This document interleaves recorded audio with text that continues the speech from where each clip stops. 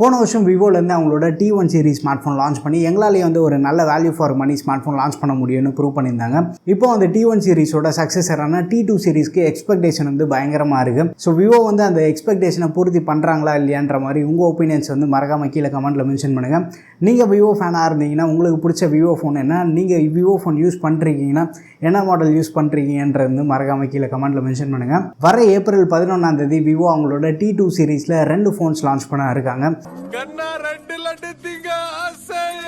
So இந்த 2 phones பற்றி இப்போதைக்கு விவோலேருந்து ரிவீல் பண்ணியிருக்க இன்ஃபர்மேஷன் எல்லாமே வந்து நம்ம இந்த வீடியோவில் டிஸ்கஸ் பண்ணலாம். நீங்கள் நம்ம சேனலுக்கு தான் ஃபஸ்ட் டைம் வந்திருக்கீங்கன்னா வீடியோ பாருங்கள், பார்த்துட்டு பிடிச்சிருந்தா மறக்காமல் சப்ஸ்கிரைப் பண்ணிக்கோங்க. இப்போ வாங்க வீடியோக்குள்ளே போகலாம். இந்த T2 சீரிஸ் பற்றி ஆல்ரெடி ஃப்ளிப்கார்ட்டில் வந்து ஒரு சில பேனர்ஸ் எல்லாமே வந்து ரிவீல் பண்ணியிருக்காங்க. இந்த T2 சீரிஸில் வந்து T2 5G அண்ட் T2Xன்னு 2 ஃபோன் வந்து இனிஷியலாக லான்ச் பண்ணுறாங்க. அதுக்கப்புறமா போன வருஷம் நம்ம பார்த்த மாதிரி T2 4G லான்ச் பண்ணுறாங்களா இல்லையான்னு அதை பற்றி இன்ஃபர்மேஷன் இல்லை. பட் T2 Pro ஒரு ஃபோன் வந்து கண்டிப்பாக இருக்க போகுது. பட் இந்த T சீரிஸ் விவோட பழைய Z சீரிஸ் எல்லாமே வந்து நல்ல ஒரு வேல்யூ ஃபார் மணி ஆஃபரிங்காக விவோலேருந்து கொண்டு வந்திருந்தாங்க. மக்கள்கிட்ட இருந்துமே வந்து வேறு லெவல் ரெஸ்பான்ஸ் இருந்தது. ஸோ T2 5G நம்ம எடுத்துகிட்டோம்னா மோஸ்ட்டாக வந்து 20,000 பிலோ வந்து நம்ம எக்ஸ்பெக்ட் பண்ணலாம். T2X வந்து லெஸ் தென் 15,000 வந்து நம்ம எக்ஸ்பெக்ட் பண்ணலாம். கன்ஃபார்மான நியூஸ்னு பார்த்தோன்னா T2 5Gயில் வந்து லாஸ்ட் ஜென்ரேஷன் T1ல பார்த்தா அதே ஸ்னாப்ட்ராகனோட 695 ப்ராசஸர் வந்து யூஸ் பண்ணுறாங்க.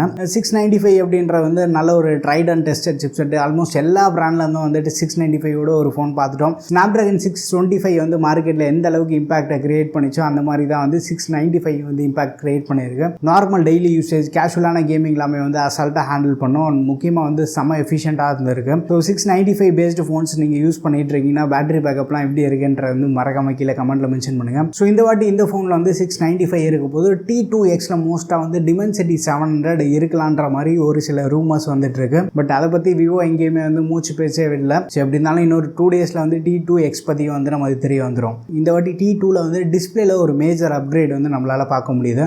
T1 5Gயில் வந்து LCD டிஸ்பிளே கொடுத்துருந்தாங்க. பட் இந்த வாட்டி வந்து AMOLED display. But refresh rate பற்றி வந்து அவங்க எதுவும் ரிவீல் பண்ணல. மோஸ்ட்டாக வந்து நம்ம ஒரு 90Hz ரெஃப்ரெஷ் ரேட் எதிர்பார்க்கலாம். 1300 nits பிரைட்னஸ் இருக்கதா வந்து அவங்க ரிவீல் பண்ணியிருக்காங்க. AMOLED டிஸ்பிளே கொடுத்தது போன ஜென்ரேஷன்லேருந்து இந்த வாட்டி வந்து ஒரு நல்ல அப்கிரேடாக இருக்குது. கேமராவும் வந்து அவங்க ரிவீல் பண்ணியிருக்காங்க. ரியரில் வந்து 2 கேமரா தான். 2 MP டெப்த் வந்து இந்த வாட்டியுமே வந்து கண்டினியூ ஆகுது. அதை வந்து அவங்க விட்டு கொடுக்குற மாதிரியே இல்லை.